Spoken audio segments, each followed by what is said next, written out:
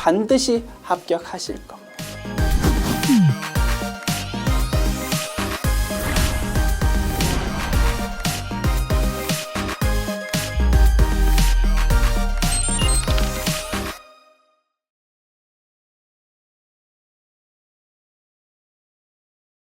안녕하세요. 전산 세무 1급 제117회 기출문제 이론편 보겠습니다. 문제 1번. 다음 중 재무제표 작성과 표시의 일반 원칙에 대한 설명으로 옳지 않은 것은 1번. 경영진은 재무제표를 작성할 때 계속 기업으로서의 존속 가능성을 평가해야 된다. 맞겠지요? 이런 거를 계속 기업의 가정이라고 이름 불렀습니다. 2번. 재무제표가 일반 기업회계 기준에 따라 작성된 경우에 그 사실을 주석으로 기재하여야 한다. 맞겠지요? 자, 외부 감사 대상 기업 중에서 상장 기업이 아닌 기업의 경우, 비상장 기업의 경우에는 회사가 그 적용할 기준을 선택할 수 있다 이겁니다. 한국채택국제회계 기준을 적용할 수도 있고 일반 기업회계 기준을 적용할 수도 있다. 맞습니까? 따라서 그러한 경우 회사의 재무제표 작성할 때 주석에 반드시 우리 회사는 이 보고서를 한국채택국제회계 기준인지 아니면 일반 기업회계 기준인지 어떤 기준에 따라서 작성했는지를 반드시 명시해야만 될 거다 이겁니다. 일리 있습니까? 그 내용이 되겠지.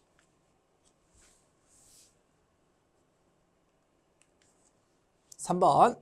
재무제표의 항목은 구분하여 표시하여야 하기 때문에 중요하지 않은 항목은 성격이나 기능이 유사한 항목으로 통합하여 표시할 수 없다. 요게 틀렸다. 그지요? 중요한 항목이라면 반드시 구분해서 표시해야 됩니다. 그런데 중요하지 않다면 이것저것 좀 합해서 통합 표시할 수도 있다 이겁니다. 그렇게 하는 것이 오히려 정보 이용자한테 조금 더 유용하다고 본다. 그지요? 그 내용에 대해서 조금 틀린 지문으로 소개하고 있네. 정답은 틀린 지문은 3번 되겠다. 4번.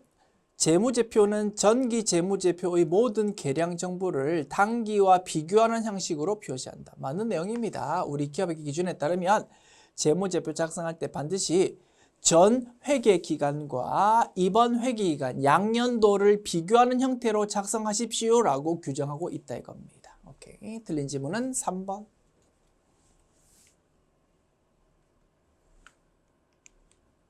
문제 2번. 다음 중 금융자산에 대한 설명으로 옳지 않은 것은 1번. 금융자산은 금융상품의 계약 당사자가 되는 때에만 재무상태표에 인식하는 것이 원칙이다. 이런 내용이 기업회계 기준에 있답니다. 맞는 내용. 괜찮아. 뭐 이런 생소한 내용 보더라도 넘어가면 된다 이겁니다. 반드시 등장한 지문 중에서 우리가 확실하게 판단할 수 있는 문장이 있을 것이다. 2번.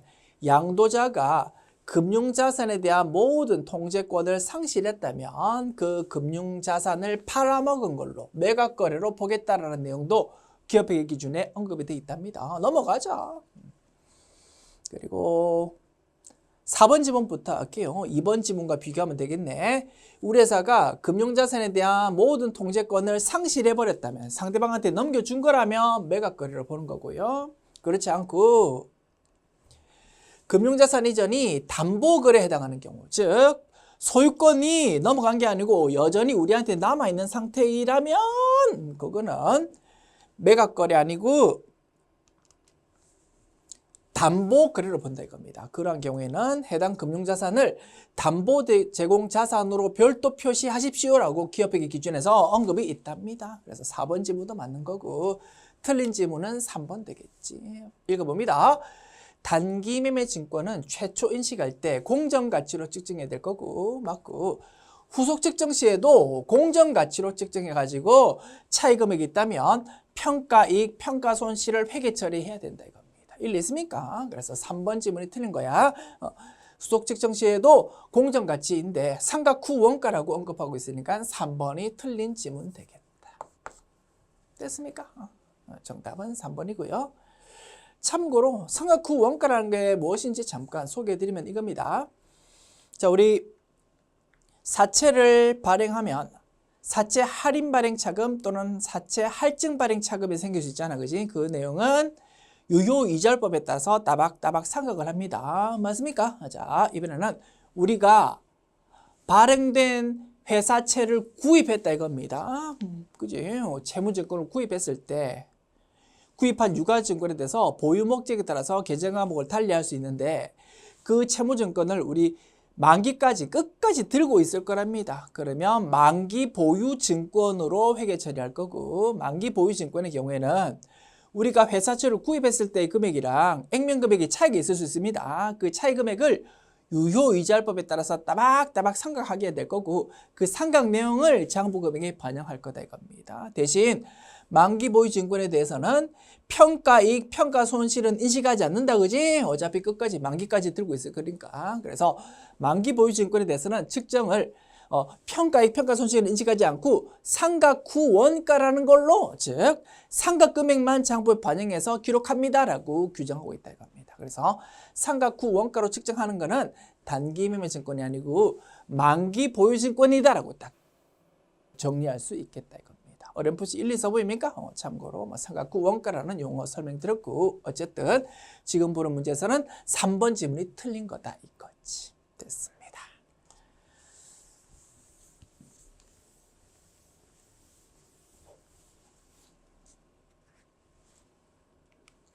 문제 3번. 창고에 보관 중이던 재고자산 중 화재로 인해서 180만 원을 제외한 금액이 파손되었다.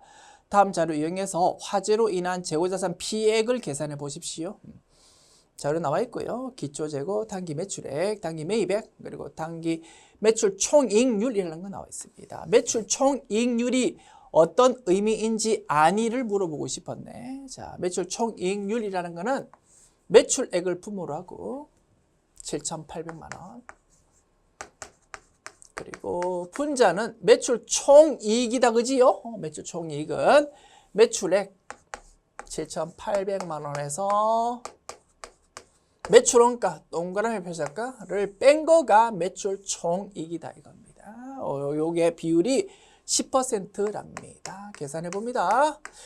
분모 있는 7,800만 원을 등호 반대쪽으로 보낸다고요? 분자로 갑니다. 곱하기가 된다 이겁니다. 7,800만 원 곱하기 10%, 780만 원입니다. 780만 원.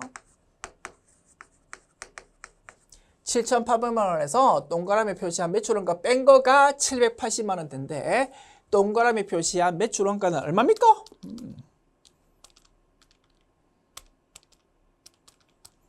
7020000 되겠다. 그지요? 7020000이 매출 원가이구나. 매출 원가에 대한 내용이 이제 나와 있습니다. 매출 원가 7020000은 기초 재고 2,300만 원 플러스 단기 매입 5,600만 원 마이너스 기말 재고로 계산한 거다 이겁니다. 됐습니까? 네모 표시한 기말 재고, 기말 재고가 얼마라고요? 계산한 기말 재고는 단기 매입액 이런 표현 쓴 거 보니까 이 회사는 제조기업 아니고 도소매 기업이 모양이다. 그지? 상품 매출 원가를 의미한다 이겁니다. 그러면 네모 표시한 기말 재고는 얼마요? 2,300만 원에서 5,600만 원 더하고 7020000을 빼면 되잖아. 그러면 880만 원 계산됩니다. 기말 재고는 기말 상품 재고액은 880만 원으로 추정되는데 불이 나가지고 남은 거가 180만 원밖에 안 된답니다. 얼마만큼 피해를 입은 겁니까? 880만 원에서 180만 원 빼면 되지. 700만 원만큼 피해를 입었습니다. 라고 계산할 수 있다. 할만합니까? 별거 아니고 매출 총이익률이 무엇을 의미하는지 아는지 그거를 물어보는 문제였었다. 됐습니다. 정답은 1번. 문제 4번 봅시다. 다음 중 일반 기업회계 기준상 외화자산 및 외화부채에 대한 설명으로 옳지 않은 것은? 이라고 물었습니다. 외화자산 및 외화부채에 대한 기업회계 기준 내용을 문장 소개하는 문제인데요. 굉장히 좀 까다롭게 느껴질 수 있습니다. 이 문제 한 개 틀려도 합격하거든요. 가볍게 좀 들어보십시오. 중요하지 않은 문장들을 막 잔뜩 소개했어. 까다로울 수밖에 없다. 자, 봅니다. 1번, 역사적 원가로 측정하는 비화폐성 외화 항목은 거래일의 환율로 환산한답니다. 자, 찬찬히 뜯어볼게요. 자, 외화자산, 외화부채에 대해서 환율 변동분이 있을 때 외화환산 손익 또는 외환차 손익이라는 수익 비용을 기록합니다. 어떤 항목에 대해서? 화폐성 항목에 대해서. 그런데 1번 지문은 정작 화폐성이 아니고 비화폐성 항목을 소개하고 있다 이겁니다. 비화폐성 항목이니까 환율 변동에 대한 손익을 인식한다 안 한다? 안 한다가 결론. 변동에 따른 손익은 인식할 필요가 없는 거지. 비화폐성이니까. 이런 비화폐성 항목에 대해서는 환율 어떻게 적용하는지 이제 우리 기업의 기준에서 구석탱이에 소개되어 있는데 그 문장을 지금 등장시켰다 이겁니다. 자, 비화폐성 항목인데 측정을 역사적 원가로 측정한답니다. 어렵다 그지? 측정을 역사적 원가로 한다는 거는 평가에 대한 수익 비용도 기록하지 않는 거를 말합니다. 평가 손익도 회계 처리할 필요가 없는 항목이다 이겁니다. 환율 변동에 대해서도 수익 비용 기록할 필요 없고 평가에 대해서도 수익 비용 기록할 필요가 없는 항목에 대해서 설명하고 있다. 이런 항목은 환율을 어떻게 적용하냐면 자산 부채가 처음 발생했을 때의 환율을 가지고 그냥 그대로 적용하면 된다 이겁니다. 그 설명이다. 그런 항목은 거래일의 환율, 처음에 자산 부채가 생겼을 때의 환율을 가지고 그냥 그대로 적용하면 된다라는 의미의 문장이 되겠고 맞는 문장. 어렵다 그지? 자, 그리고 1번 지문과 좀 비교합니다. 3번 지문 볼게요. 3번 지문도 비화폐성이네. 비화폐성이니까 3번 지문 내용도 환율의 변동으로 인한 수익 비용은 기록할 필요가 없다 이겁니다. 다만 측정을 역사적 원가가 아니고 공정가치로 측정한답니다. 어렵다 그지? 의미는 평가에 대한 수익 비용은 기록한다라는 의미가 되겠습니다. 평가액, 평가손실은 인식해야 되고 환율 변동에 대한 수익 비용은 기록할 필요가 없는 항목, 이런 항목은 환율을 이렇게 적용한답니다. 처음에 장부에 자산부채 기록한 다음에 매 결산일마다 금액 파악해서 평가액, 평가손실은 회계 처리해야 되는 항목이야. 그럼 환율을 어떻게 하자고요? 평가액, 평가손실을 기록하는 공정가치가 결정되는 매연도 말의 환율로 계속 환산하면 된다 이겁니다. 의미는 이런 항목은 평가액, 평가손실은 기록하되 환율 변동에 대한 수익 비용은 따로 기록할 필요가 없다를 의미하는 문장이 되겠다 이거지. 1번과 3번 둘 다 맞는 문장이고 좀 어렵지만 비교해서 한번 분석해 보았습니다. 자, 이제 4번 지문부터 볼게요. 화폐성 항목은 환율 변동에 대한 수익 비용 기록해야 되잖아 그지? 화폐성 항목의 외환차손익은 손익계산서의 영업 외 손익으로 처리해야 되는 거다. 만든 거다 그지? 4번은 확실하게 판단할 수 있습니다. 그래서 1번, 3번 좀 까다롭지만 맞는 문장이고 4번 맞는 문장이고 틀린 지문은 2번이 되겠습니다. 2번 어려운 문장이지만 한번 이것도 분석해 볼게요. 자, 이겁니다. 읽습니다. 비화폐성 항목에서 발생한 손익을 기타 포괄 손익으로 인식하는 경우 그 손익에 포함된 환율 변동 효과는 당기 손익으로 인식한다라고 설명되어 있고 이 문장이 틀렸다 이겁니다. 자, 우리 회사가 유가증권 구입했습니다. 유가증권 형태가 주식도 있고 채무증권도 있잖아. 주식을 샀다 이거지. 주식인데 미국에 있는 주식을 샀다 이겁니다. 미국 주식시장에 있는 테슬라 주식을 샀다 이거지. 자, 우리 기업의 기준을 보면 주식은 유가증권 중에서 주식은 비화폐성으로 분류한답니다. 화폐성이 아니고 비화폐성으로 본다 이거지. 주식. 그 주식, 미국 주식을 샀는데 비화폐성이야. 발생한 손익을 기타 포괄 손익으로 인식하는 상황이랍니다. 그 주식을 우리 보유 목적에 따라서 계정 항목이 달라지잖아. 장기 투자 목적으로 샀다 이거지. 그러면 매도 가능 증권 계정 과목으로 회계 처리할 거다 그지?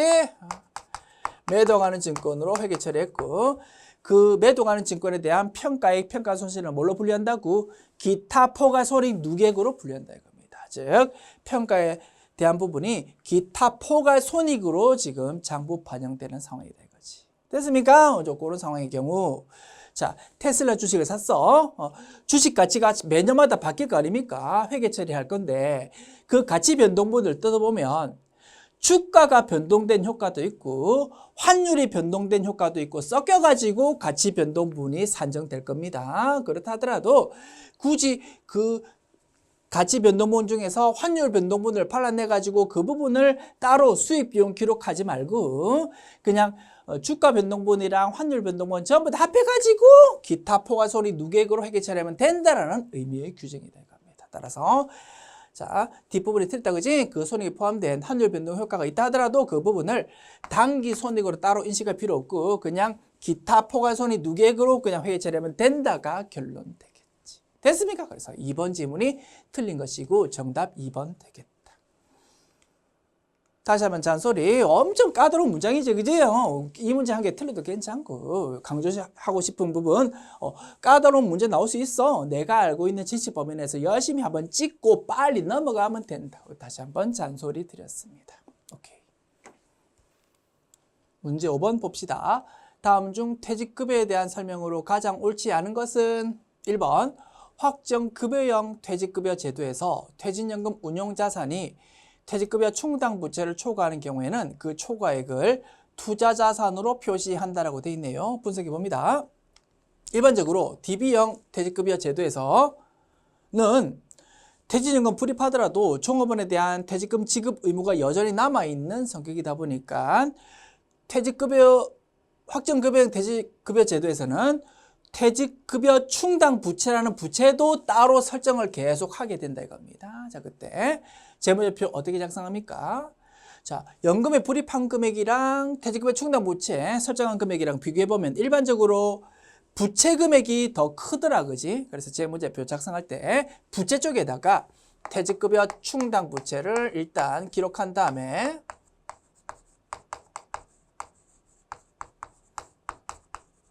회사가 불입한 퇴직연금 운용자산, 자산이잖아, 그지? 그 자산을 부채의 차감 항목으로 마이너스 형태로 기록해가지고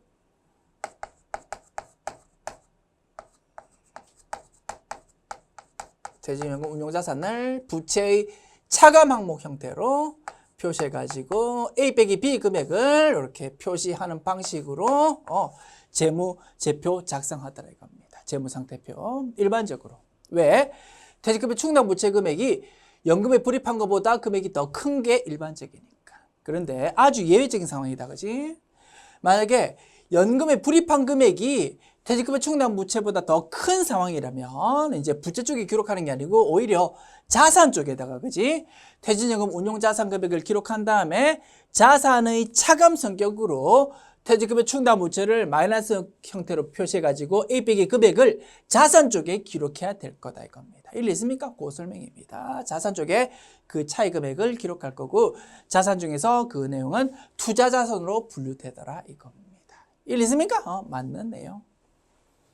2번 확정급여형 DB형 퇴직급여 제도에서는 운용수익이 발생할 경우 그 부분을 수익으로 기록한다, 그지? 이자 수익 계정 쓸 수도 있고 또는 운용수익이라는 수익 계정 쓸 수도 있고 어쨌든 그 부분을 수익 계정으로 장부에 기록해야 되겠지. 왜?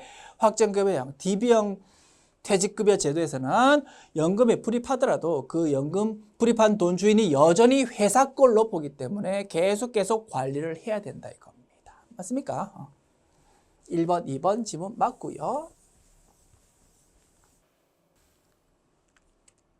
3번 확정기여형 DC형 퇴직급여 제도에서는 회사가 납부해야 할 부담금을 퇴직급여라는 비용으로 회계 처리하면 된다, 그지?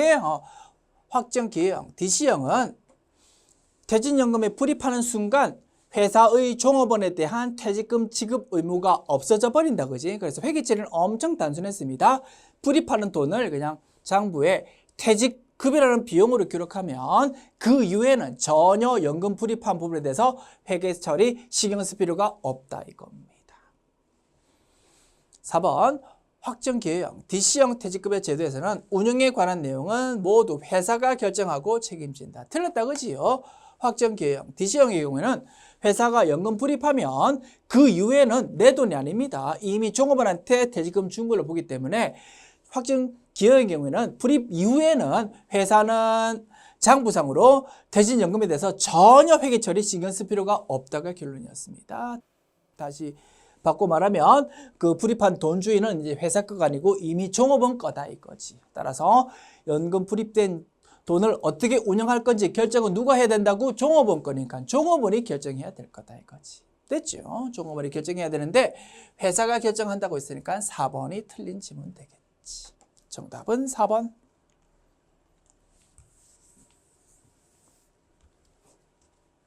문제 6번. 다음 중 원가에 대한 설명으로 옳지 않은 것은 1번 매몰 원가. 자원을 다른 대체적인 용도로 사용할 경우 얻을 수 있는 최대 금액. 틀렸다 그지요? 설명하고 있는 내용은 기회 원가를 설명하고 있고 제목은 매몰 원가라고 되어 있으니까 1번이 틀린 지문 되겠지. 정답은 1번. 매몰 원가의 의미는 뭐라고요? 과거에 이미 발생한 금액으로서 현재 의사결정에 전혀 영향을 미치지 않는 그런 원가를 매몰 원가라고 이름 불렀다. 오케이. 2, 3, 4 확인합니다. 2번 회피 불가능 원가. 의사결정과 무관하게 발생하여 회피할 수가 없는 원가를 말하지. 3번 제품 원가는 판매 목적으로 제조하는 과정에서 발생한 원가. 그지? 제품을 만드는데 소요되는 원가를 말하는 거지. 4번 관련 원가는 여러 대안 사이에 차이가 있는 미래 원가라서 의사결정에 직접적으로 관련되는 원가를 말한다. 맞지요?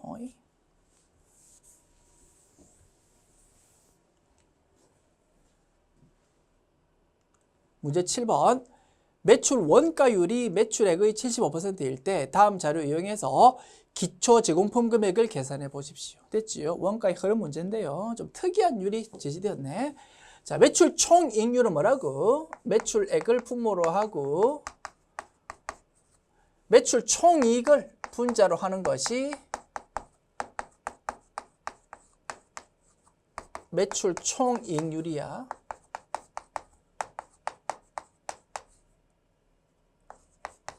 총이익률. 그지? 뭐 요율을 많이 사용하잖아. 근데 지금 제시된 거는 매출 원가율이다 이겁니다. 그러면 굳이 이제 산식 정리한다면 매출액을 분모로 하고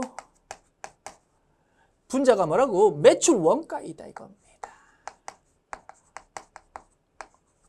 이러한 율이 매출 원가율 되겠지. 75%래. 75%. 0.75다 이겁니다.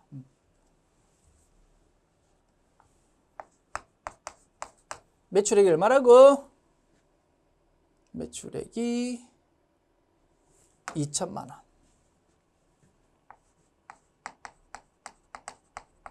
분자가 얼마입니까? 그러면 매출원가가 2천만 원 곱하기 75% 하면 되겠지, 그지? 매출원가는 2천만 원 곱하기 75% 하면 1,500만 원 계산됩니다. 이제 원가 흐름 파악해 봅니다. 제공품의 총계정 원장, 제품의 총계정 원장. 둘 모두 자산이다, 그지? 나의 자리 왼쪽입니다. 기초 왼쪽, 기말 오른쪽에 기재됩니다. 기초 제공품을 이제 구해야 되는 거야. 자, 매출 원가 열심히 계산했잖아. 1,500만 원. 그게 제품의 오른쪽에 기재되잖아. 1,500만 원. 그리고 제품 기말 제품이 280만 원. 기초 제품이 300만 원.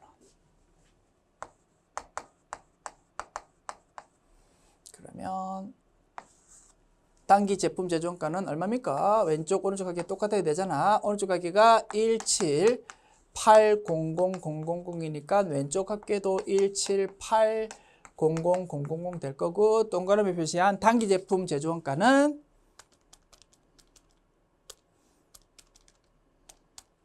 1,480만 원 되겠지. 자, 1,480만 원이 여기 기재된다, 그지? 1,480 800000이 이제 이렇게 연결되는 거였고, 자, 제공품, 기말 제공품이 얼마다고요? 220만 원. 그러면 제공품의 오른쪽 합계는 얼마요? 1,700만 원. 왼쪽 합계도 1,700만 원 되겠지, 그지? 오케이. 단기 총 제조원가 금액 얼마입니까? 단기 총 제조원가는 직접 재료비, 직접 농업비, 제조간접비 요거 세 개 합한 거가 단기 총 제조원가다, 그지? 320만 원 플러스 400만 원 플러스 450만 원 하면 1,170만 원 계산됩니다. 그러면 네모 표시한 기초 제공품은 얼마요? 1,700만 원에서 1,170만 원 빼면 되겠지. 열심히 계산하면 530만 원 계산되네. 됐습니다. 정답은 1번. 별거 아니고요. 뭐 우리가 알고 있는 원가의 흐름 문제고, 특이한 거는 매출 원가율이라는 의외로 좀 생소한 산식이 좀 제시되었다 이겁니다. 어렵지 않지요? 문제 8번. 다음 중 표준 원가 계산에 대한 설명으로 옳지 않은 것은 1번. 표준 원가를 기초로 한 예산과 실제 원가를 기초로 한 실제 성과와의 차이를 비교해서 성과 평가에 이용할 수 있겠지. 맞다. 2번. 원가 흐름의 가정이 필요 없어 제품 원가 계산 및 회계 처리가 신속하겠다. 맞습니다. 3번. 조업도 차이는 변동 제조 간접 원가 차이 분석 시 확인할 수 있다. 이게 틀렸지, 그지요? 조업도 차이, 예산 차이라는 것은 언제 발생한다고? 고정 제조 간접비 차이 분석 때 발생하는 것이다. 그래서 3번이 틀린 지문. 4번. 외부 보고용 재무제표 작성할 때는 표준 원가를 실제 원가로 수정해야 되겠지, 그지? 오케이. 그래서 틀린 지문 3번 되겠습니다.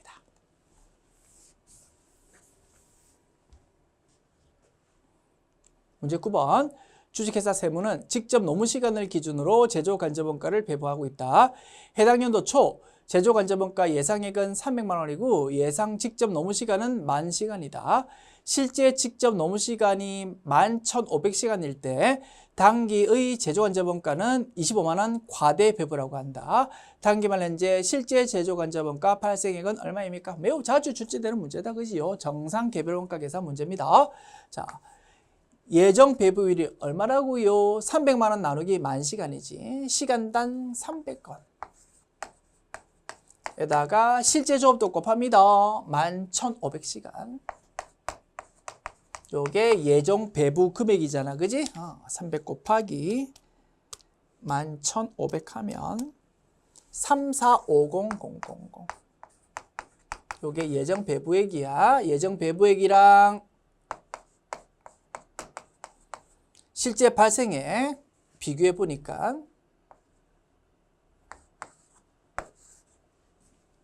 과대 배부래. 25만 원 과대 배부.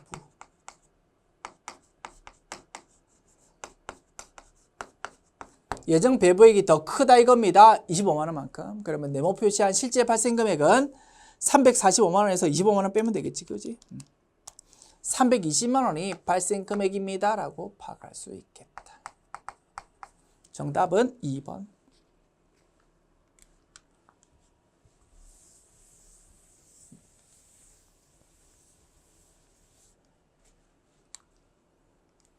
문제 10번. 다음 중 공손에 대한 설명으로 옳지 않은 것은 1번. 정상 공손은 제조원가, 완성품 원가 또는 기말 제품품 원가에 포함된다. 맞지요? 정상 공손 원가는 정상품 원가로 처리하더라. 2번. 비정상 공손품은 발생된 기간의 영업의 비용으로 처리한다. 맞지요? 비정상 공손 원가는 영업의 비용으로 처리하자. 3번. 공손품 수량을 산정할 때는 원가 흐름 가중과 상관없이 선입선출법에 의해 계산한다. 좀 생소한 문장이다, 그지? 넘어갑니다. 4번. 정상 공손은 능률적인 생산 조건 하에서는 회피와 통제가 가능하다. 틀렸다, 그지요? 비정상 공손이라는 게 능률적인 생산 조건의 경우 회피 가능한 반면 정상 공손은 아무리 열심히 통제해도 생길 수밖에 없는 것을 말한다 이겁니다. 따라서 4번이 확실히 틀린 지문이고요. 정답은 4번. 어렵지 않지요? 답 찾았고 넘어가면 되고, 다만 3번 지문 조금 적절치 않은 문제이거든요. 좀 수정해서 교재 수록하겠습니다. 자, 실제 출제된 3번 문장 의미는 이거랍니다. 자, 우리 공손품 수량 산정할 때, 즉 총 공손품 수량 파악한 다음에 그걸 다시 정상 공손품 수량, 비정상 공손품 수량으로 나누잖아. 정상 공손품 수량은 검사 통과한 정상품의 몇 퍼센트 뭐 이런 식으로 발라낸다 이겁니다. 그때 기초 제공품 기완성도를 고려해야 되는지의 문제다 이겁니다. 예를 들어서 이 회사 검사를 파이프라인에 있을 때 50% 시점에서 검사한답니다. 검사 통과한 수량의 10%만큼이 정상 공손이다라고 가정합시다. 이 회사의 완성품 수량이 120개인데 20개는 기초 제공품이 완성된 거고 100개는 올해 착수한 거가 완성됐다 이겁니다. 올해 착수한 거가 완성된 거는 파이프라인으로 그리면 처음부터 출발해서 통과해버린 거지. 100개에 대해서는 당연히 10% 곱한 게 이제 정상 공소 수량일 겁니다. 문제는 기초 제공품 20개이겁니다. 20개 기초 제공품의 기완성도가 만약에 60%였다 이겁니다. 60%까지는 작년도에 이미 작업이 되었고 남은 40%만 올해 작업되었다고 보면 그래프 그리면 이렇게 되겠지. 60%에서 출발해가지고 올해 작업 시작되었으니까 요 20개는 올해 검사를 통과하지 않았다 이겁니다. 그러면 10% 곱하는 수량은 올리 100개에 대해서만 10% 곱해가지고 정상 공손품 수량을 발라내는 거에 정확하겠지. 다만 이 기초제공품의 기완성도 60%를 고려할지 안 할지는 기업의 기준에서 뭐 어떻게 하십시오라고 규정할 수가 없는 내용입니다. 원가액에서 경험하라고 우리 회사의 상황에 따라서 의사결정이 필요한 대로 우리가 보고서를 작성하는 거잖아. 그지? 그래서 이런 부분에 대해서는 학설이 나눠질 수 있다는 겁니다. 요 기초제공품의 완성도를 정상 공소품 수량 발라낼 때 고려할지 안 할지는 우리 마치 종합원가 계산 적용할 때 평균법 적용할지 선행저주법 적용할지 우리가 선택할 수 있잖아. 그지? 상황에 따라서 그거와 마찬가지로 회사가 선택할 수 있는 부분이다 이겁니다. 그럼에도 불구하고 반드시 선행저주법에 의해서 계산한다. 즉 기초제공품 완성도를 반드시 고려해야 된다라고 억지로 이렇게 규정할 수는 없는 노릇이다 이겁니다. 이거는 출제한 교수님의 좀 약간 개인적인 의견인 것 같고 이렇게 출제할 수는 없고 수정합니다. 3번 지문을 우리 교재 수록할 때는 이렇게 확실하게 판단할 수 있는 문장으로 수정합니다. 공손품의 완성도는 검사 시점과 동일한 것으로 본다 그지? 뭐 확실한 맞는 문장으로 이렇게 수정해서 교재 수록하겠습니다. 그러면 이제 확실히 판단할 수 있지 그지? 4번이 틀린 문장이구나. 됐습니다.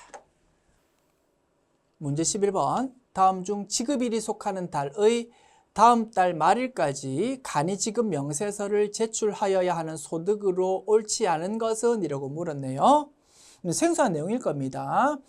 세법이 연중에 개정이 되었고 실무를 하는 세무회계 사무소에서 조금 이슈가 되었던 주제입니다. 요 내용 내년도 개정판 교재에 수록할 예정인데 교재에 수록되기 전에 출제가 된 상황입니다.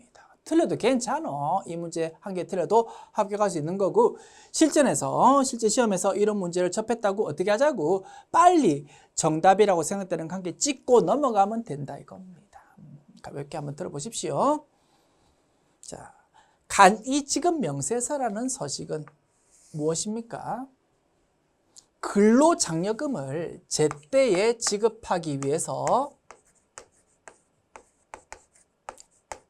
정식 지급 명세서 이외에 별도로 추가 제출하는 서식이었습니다. 정식 지급 명세서는 1년에 한 번씩 제출하다 보니까 정식 지급 명세서 제출할 때까지 기다리다 보니까 근로장려금 지급이 너무 늦어지더라 이겁니다. 그런 문제 때문에 정식 지급 명세서 외에 간이 지급 명세서라는 걸 조금 더 빨리 제출해야 되는 걸로 규정하고 있었습니다. 어떤 부분에 대해서 상용 근로소득과 특정 사업소득에 대해서 간이지급 명세서를 제출하도록 하십시오라고 규정되어 있었다 겁니다. 자, 일용 근로소득은 어차피 정식 지급 명세서 자체를 한 달에 한 번씩 계속 제출하자는 거지. 그래서 이 부분은 어차피 지급 명세서가 제때 빨리 제출되고 있으니까 굳이 간이지급 명세서를 제출할 필요가 없었어. 그와 달리 상용 근로소득, 특정 사업소득은 1년에 한 번씩 지급 명세서 제출하다 보니까 그것보다 빨리 좀 간이지급 명세서 제출하도록 규정되어 있었던 겁니다. 여기서 간이지급 명세서 제출할 항목이 한 개가 추가가 되었답니다. 세법 개정 통해서 기타 소득 중에서 일시적 인적 용역 성격이 있는 부분을 좀 추가적으로 제출하십시오라고 세법이 개정되었다 이겁니다.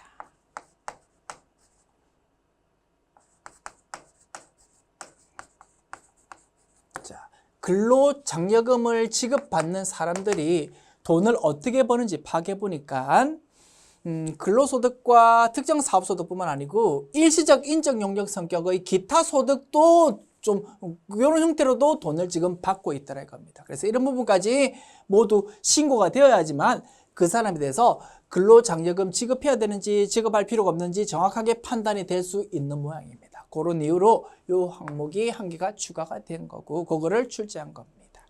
됐죠? 자, 읽어봅니다. 자, 제시된 내용 중에서 간이지급 명세서 제출해야 되는 거가 아닌 거 찾는 문제입니다. 자, 일단 판단할 수 있는 거 한 개 있네.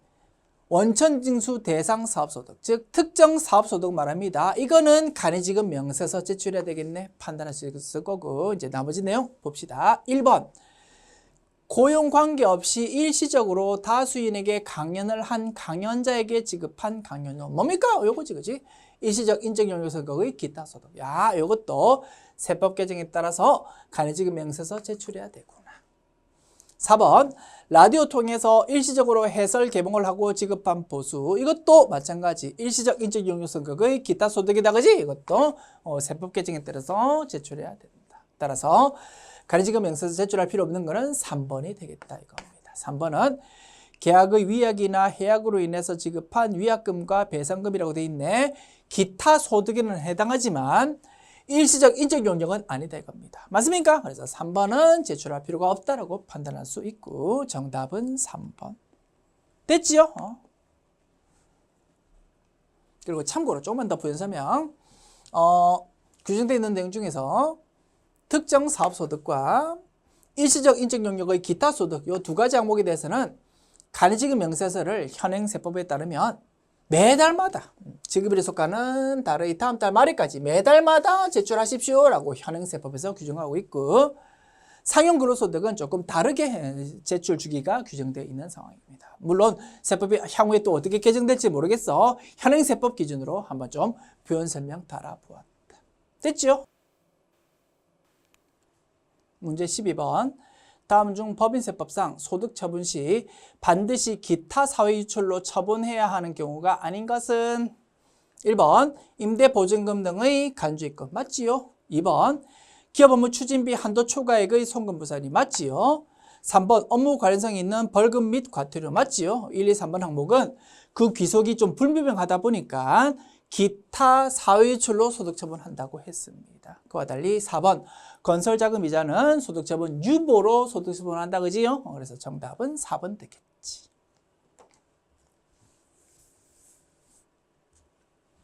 문제 13번 다음 중 소득세법상 주택임대소득에 대한 설명으로 옳지 않은 것은 1번 3주택 이상 소유자로서 보증금 합계액이 1억 원 이상인 경우 간주임대료 수익금액이 발생한다. 틀렸다 그지요?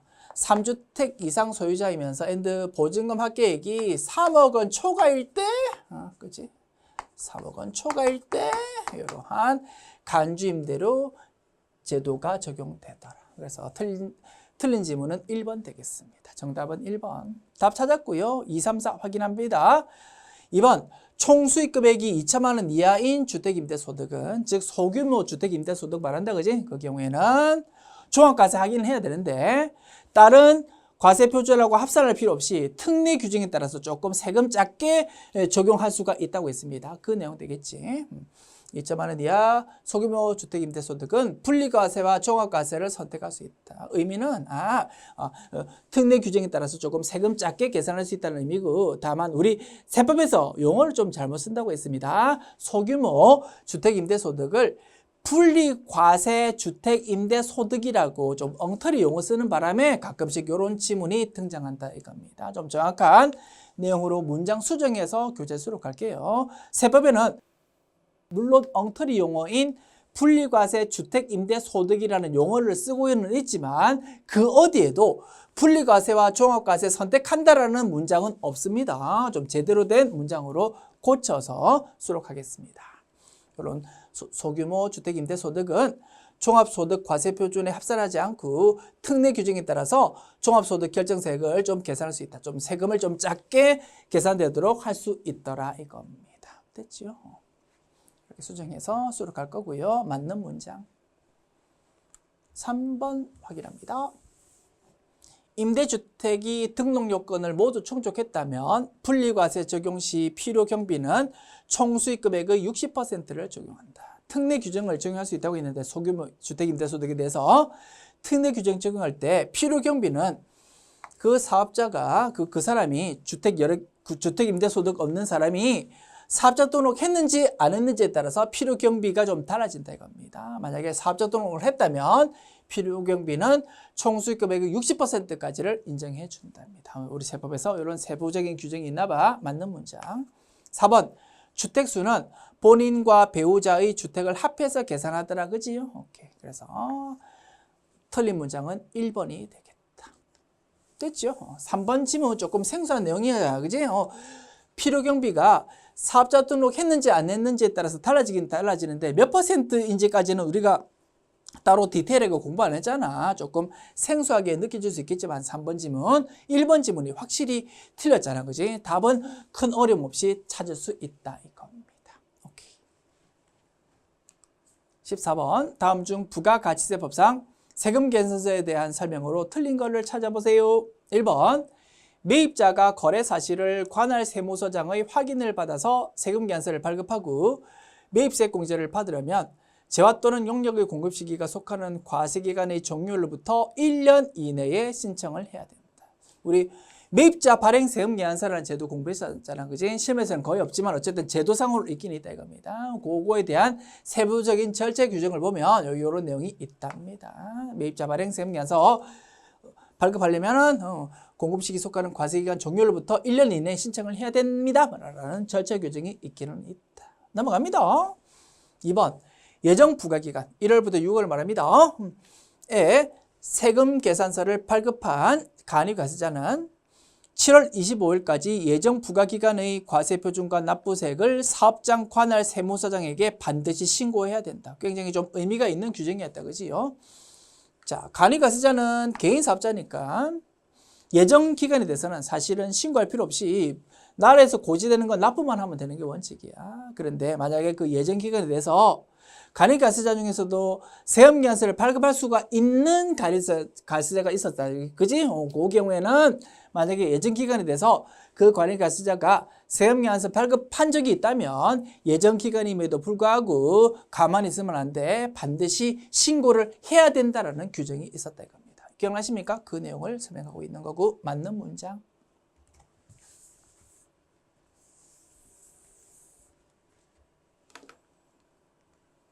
3번. 대가 수령 전에 세금 계산서를 발급하더라도 동일 과세기간 내에 공급 시기가 도래한다면 적법한 세금 계산서로 인정된다. 이런 규정도 있긴 있었다. 그지? 자, 우리 선세금 계산서 특례에서 다양한 형태의 선세금 계산서 규정이 공부했는데 맨 마지막 항목이었다. 그지? 밑도 끝도 없이 세금 계산서 일단 발급했다가 대가를 7일이 지난 후에 받는다 하더라도 인정해 준다 이겁니다. 몇 가지 요건만 충족하면 이런 요건이었지.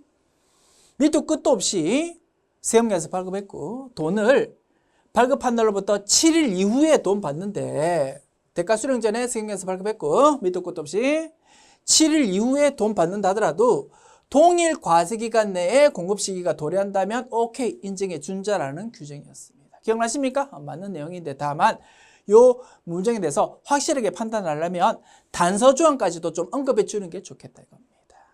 단서가 뭐였습니까? 단 공급받는 자가 조기환급을 신청하지 않아야만 요거 인정한다고 했어. 만약에 공급받는 자가 조기환급을 신청하는 경우에는 요 동일 과세기간까지 확장할 수는 없고 공급시기가 발급일로부터 30일 이내에 도래하는 것만 인정해 준다라고 했었다 이겁니다. 기억나십니까? 그래서 우리 교재 수록할 때는 요 괄호 문구 단서 조항까지 좀 끼워 넣어 가지고 교재에 수록하겠습니다. 그러면 3번 지문 맞는 거다 그지? 그러면 4번이 틀렸겠지. 읽어봅니다. 4번 모든 간이과세자는 부가가치세의 납세 의무 중 일부만 부담하므로 세금계산서 발급도 허용되지 않는다. 확실히 틀렸지, 그지? 간이과세자 중에서 세금계산서 발급할 수 있는 간이과세자도 있고 세금계산서 발급할 수 없는 간이과세자도 있었다 이겁니다. 그런데 모든 간이과세자는 세금계산서 발급 못한다라고 했으니까 확실히 틀린 지문 되겠지. 틀린 지문은 4번. 문제 15번. 다음 중 부가가치세법상 매입세 공제가 가능한 거래는 무엇입니까? 1번. 직원들의 교육을 위한 도서 구입대금. 도서 신문은 면세 항목입니다. 우리가 책 살 때 상대방한테 준 돈에는 부가가치세 자체가 없다 이겁니다. 매입세 공제 같은 거 받을 수가 없는 거지, 그지? 오케이. 왜? 면세 항목이니까.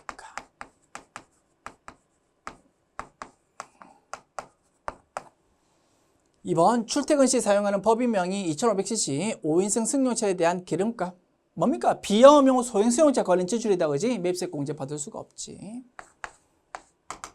비영업용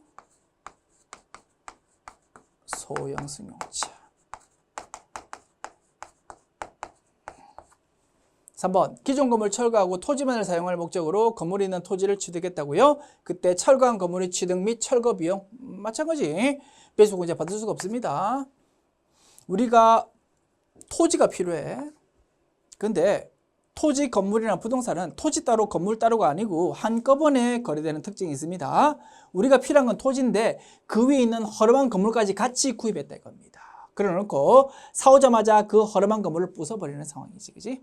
자, 우리가 상대방한테 준 돈에는 땅값도 있고 허름한 건물값도 있을 거야. 땅값에 대해서는 면세 항목이니까 계산서를 우리가 받았을 거고 허름한 건물에 대해서는 세금 계산서를 받았을 겁니다. 그 세금 계산서에 적혀 있는 부가가치세, 매입세 공제 된다 안 된다? 안 된다 이겁니다. 우리는 장부에 기록할 때 허름한 건물에 대해서 건물을 장부 기록하는 거 아닙니다.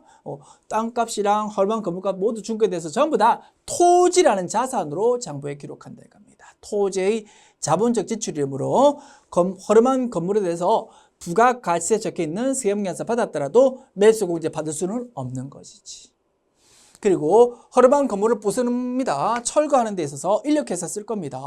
건물 좀 부숴주세요 라고 맡기면 인력회사에서는 우리한테 용역값이랑 부가가치세에 기재되어 있는 세금계산서를 우리한테 발급해 줄 건데 거기 적혀있는 부가가치세 또한 토지 관련 지출이므로 매입세 공제 받을 수가 없다 이겁니다. 그 말이지, 그지? 허름한 건물에 대한 금액 and 철거 관련 금액에 대해서 설사 부가가치세에 적혀있는 세금계산서 받더라도 매입세 공제 받을 수는 없다. 왜?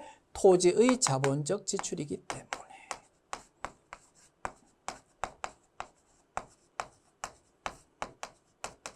그래서 1, 2, 3번 매입세 공제 받을 수가 없고 4번이 정답 되겠지. 직원 명의의 신용카드로 구입한 격리부서의 사무용품비. 회사 법인카드가 아니고 직원카드로 일단 신용카드 결제했어. 그렇다 하더라도 회사는 매입세 공제 받을 수 있다 그지? 뭐 그 말이 되겠습니다. 정답은 4번. 지금까지 제117회 기출문제 풀어봤습니다. 좋습니다.